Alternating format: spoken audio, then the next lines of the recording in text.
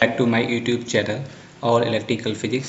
आज हम UPPCL TG2 and other competitive technical exam के लिए कुछ पावर सिस्टम के इंपॉर्टेंट क्वेश्चन डिस्कस करेंगे जो कि प्रीवियस एग्जाम पे आधारित है और इस टाइप के क्वेश्चन आने की संभावना एग्जाम में हमेशा बनी रहती है। तो चलिए स्टार्ट करते हैं। पहला हमारा क्वेश्चन है which of the following is not true for smart grid. इसमें से बताना है कि कौन सा स्मार्ट ग्रिड के लिए सही नहीं है। तो डिस्ट्रीब्यूटेड ऑपरेशन ये तो होना चाहिए स्मार्ट ग्रिड के लिए। एक्टिव कंज्यूमर रोल ये भी होना चाहिए। वन वे पावर फ्लो ऐसा कुछ नहीं होता है। डिस्ट्रीब्यूटेड ऑनरशिप मतलब अलग अलग डिस्ट्रीब्यूटेड ऑनरशिप होनी चाहिए, ये भी ठीक है। तो option C one way power flow smart grid के लिए अच्छा नहीं है, इसलिए हमारा ऑप्शन सी ठीक है। अगला हमारा क्वेश्चन है which of the following statement about magnetostriction and it effect in incorrect. Ill effects in incorrect मतलब जो चुंबकीय विरूपण होता है ट्रांसफार्मर में उसके रिगार्डिंग कौन सा हमारा इनकरेक्ट ऑप्शन है। ये थोड़ा वैसा लंबा लेंथी ऑप्शन है स्टेटमेंट टाइप में, तो आपको सारे ही पढ़ने पड़ेंगे और देखना है कि कौन सा ठीक नहीं है। तो पहला ऑप्शन है the transformer buzzing noise is caused by A phenomena magneto striction. जो ट्रांसफार्मर हमिंग साउंड होता है वो मैग्नेटो स्ट्रिक्शन कारण आता है, ये तो बिल्कुल ठीक है। The applied magnetic field changes the magneto striction strain until reaching its saturation value, हाँ ये भी ठीक है। The effect causes losses which produce heat in ferromagnetic cores। जो हमारा जो इसका फेरोमैग्नेटिक कोर में इफेक्ट आता है वो लॉसेस इसी कारण होती हैं, वो भी ठीक है। Using a low value flux density, किसी हम ट्रांसफार्मर में लो वैल्यू का फ्लक्स डेंसिटी यूज करेंगे तो रीजन फॉर हमिंग साउंड ऐसा कुछ नहीं होता है। जो हमिंग साउंड होता है वो केवल मैग्नेटो स्ट्रिक्शन के कारण, चुंबकीय विरूपण के कारण आता है। तो ऑप्शन डी इसमें हमारा आंसर होगा, यानी कि ट्रांसफार्मर के रिगार्डिंग इनकरेक्ट है ये। अगला हमारा आपको प्रश्न केवल ध्यान से पढ़ना है। इसमें पूछा गया है कि करेक्ट क्या पूछा गया है प्रश्न में, करेक्ट है कि इनकरेक्ट है। इस टाइप के क्वेश्चन बहुत ही गलत हो जाते हैं क्योंकि हम क्वेश्चन को ध्यान से देखते नहीं कि इनकरेक्ट पूछा है या करेक्ट पूछा है और उसमें हम टिक लगा देते हैं। तो आपको क्वेश्चन को ध्यान से पढ़ना है कि क्या पूछा गया है प्रश्न में। अगला हमारा क्वेश्चन है which of the following statement regarding conventional energy source is not true. जो कन्वेंशनल एनर्जी सोर्स है उसके रिगार्डिंग हमें बताना है कौन सा सही नहीं है। They are mainly use for household purpose. Conventional हमारे होते हैं जैसे जो थर्मल है, न्यूक्लियर है और जो बहुत ज़्यादा यूज होते हैं कन्वेंशनल होते हैं हमारे।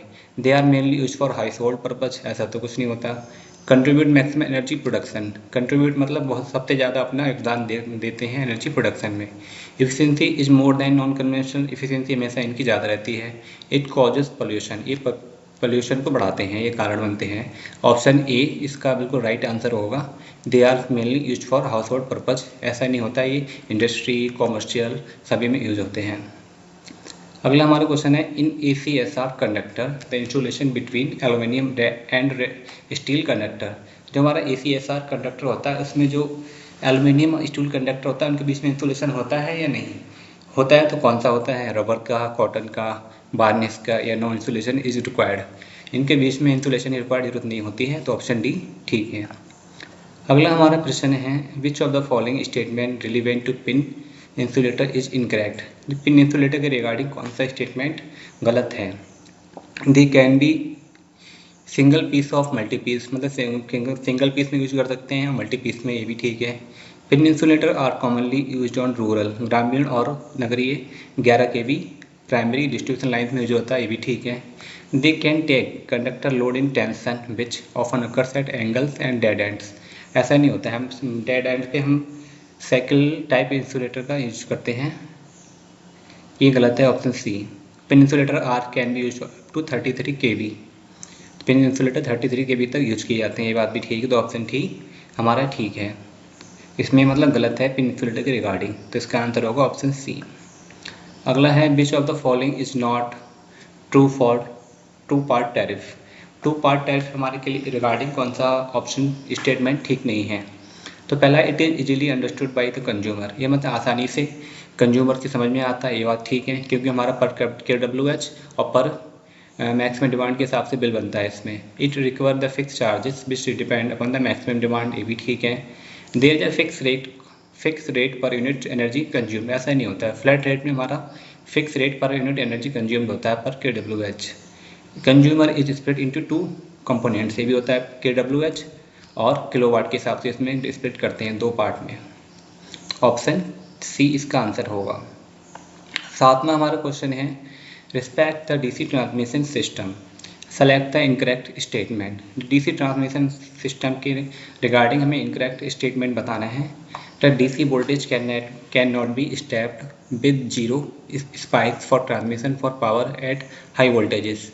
डीसी को हम एक मतलब ज़्यादा स्टेप अप नहीं कर सकते हैं, तो ये बिल्कुल ठीक है।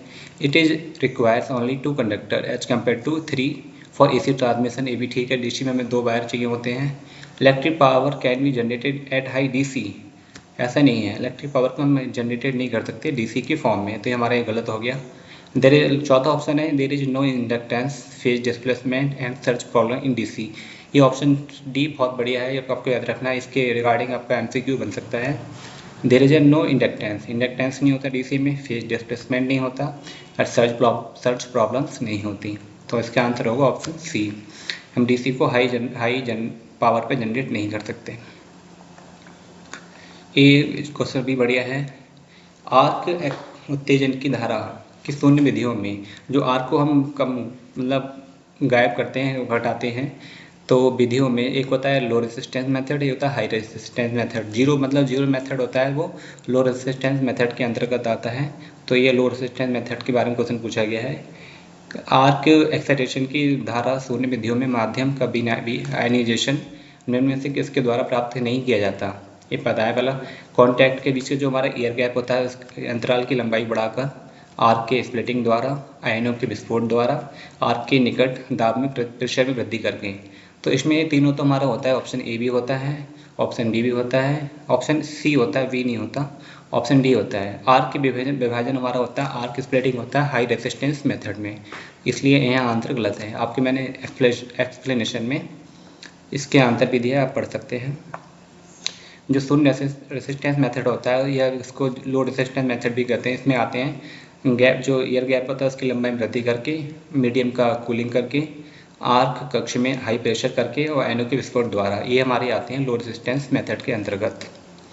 अगला हमारा क्वेश्चन है which of the following is not include in routine test of circuit breaker. Circuit breaker के रूटीन टेस्ट में कौन सा टेस्ट शामिल नहीं होता है। ऑपरेशन टेस्ट होते हैं, 1 minute power frequency voltage drive withstand test ये भी होता है, measurement of resistance of the main circuit ये भी होता है, डिप्रिसिएशन ऑफ सर्किट ब्रेकर ये नहीं होता, ये कोई कॉस्ट टेस्ट नहीं होता है, तो ऑप्शन डी ठीक है। अगला हमारा क्वेश्चन है the following statement associate the Buchholz relay. Buchholz relay के बारे में कौन सा स्टेटमेंट सही नहीं है। इट इज़ गैस एक्टिवेटेड है, ये गैस ऑपरेटेड होती है, गैस पे आधारित संचालित होती है। It is current operated device, ऐसा नहीं है। It is placed between transformer tank and conservator, ये ट्रांसफार्मर टैंक और कंजर्वेटर बीच में लगी रहती है। It causes alarm for minor fault and tripping for major fault, ये छोटे फॉल्ट के लिए अलार्म करती है और ट्रिपिंग हो जाती है हाई फॉल्ट के लिए, तो ऑप्शन इसमें बी गलत है, it is current operating device. अगला हमारा क्वेश्चन है निम्नलिखित में कौन सा कथन या स्टेटमेंट फ्यूज के संदर्भ में सही नहीं है। फ्यूज के रेफरेंस में बताना है कि हमें कौन सा स्टेटमेंट सही नहीं। ये सबसे सस्ता उपलब्ध प्रोडक्टिक डिवाइस है अनुरक्षण की, और इसमें मेंटेनेंस की कोई आवश्यकता नहीं होती, ये ठीक है। ये शॉर्ट सर्किट धाराओं को बिना किसी ध्वनि के और धुएं के वियोजित कर सकता है या डिस्कनेक्ट कर सकता है, ये भी ठीक है। फ्यूज का इन्वर्स टाइम करंट अभिलक्षण इसे अति ओवर करंट के लिए उपयुक्त तो नहीं बनाता, ये बात गलत है, इसमें ऑप्शन सी। जो फ्यूज का हमारा इन्वर्स टाइम करंट कैरेक्टरिस्टिक होता है वो ओवर करंट के लिए अधिक उपयुक्त बनाता है, क्योंकि जितना अधिक करंट होगा उतना ही जल्दी फ्यूज पिघल जाएगा और ओवर करंट के प्रति हमें सुरक्षा प्रदान करेगा। फ्यूज अगला ऑप्शन डी है, फ्यूज तत्व अगला पढ़ना ही नहीं, हमें क्यों आंसर मिल गया, तो ऑप्शन सी हमारा सही नहीं है इसके रिगार्डिंग। अगला हमारा क्वेश्चन है 12 number, which of the following is not method of protection of transmission line. Transmission line को प्रोटेक्ट करने के लिए कौन सा हमारा मेथड नहीं है। Distance protection, fast selective, current graded, time graded. Fast selective overground protection कोई प्रोटेक्शन नहीं होता है, हमारा प्रोटेक्शन होते हैं distance, directional, current graded, time graded, तो ऑप्शन बी इसमें आंसर नहीं है, मतलब आंसर है इसका, कोई मेथड नहीं होता है प्रोटेक्शन का ये ट्रांसमिशन लाइन के लिए। अगला है where do we use high rupturing capacity cartridge fuse. जो हमारे हाई रैप्चरिंग कैपेसिटी फ्यूज होते हैं वो कहाँ यूज किए जाते हैं। HRC फ्यूज ये ओवर करंट हम जहाँ ओवर करंट के अगेंस्ट प्रोटेक्शन देने के लिए यूज किए जाते हैं, तो ऑप्शन बी ठीक है, for protection against over current. Option इसका आंसर होगा ऑप्शन बी। अगला है 14 question, which of the following distribution system is preferred for good efficiency for high economy. कौन सा हमारा सिस्टम है जो अच्छी दक्षता हो और मितव्ययी हो, मतलब ज़्यादा खर्चा ना हो? तो ये होता है 3 फेज 4 वायर। डी ऑप्शन इसका बिल्कुल ठीक है। अगला हमारा क्वेश्चन है, ये भी इम्पोर्टेंट है, high voltage line which feed sub station distribution transformer represent. Distribution transformer हमारा कहाँ लगा होता है? जैसे जो जिससे हमारे सर्विस मेन्स निकलते हैं, जैसे 11 kV वाला होता है, कभी गांव में या किसी फैक्ट्री के बाहर लगे होते हैं 11 kV वाला, जो 414 या 3, जिसको हम सिंगल फेज 240 करते हैं, 3 फेज में तो 415 वोल्टेज प्राप्त होता है। तो ये हमारा प्राइमरी डिस्ट्रीब्यूशन के अंतर्गत आता है। The high voltage which line feeds the sub station distribution transformer represent primary distribution. इस सब स्टेशन से निकलता है और हमारे जो लोकल एरिया में ट्रांसफार्मर लगा होता है वहाँ तक पहुँचता है। अगर आपको एक क्वेश्चन अच्छे लगे हों तो थैंक्स फॉर वॉचिंग। हमारे चैनल को सपोर्ट करें और लाइक करें और शेयर करें। Thank you for watching this. Thanks once again.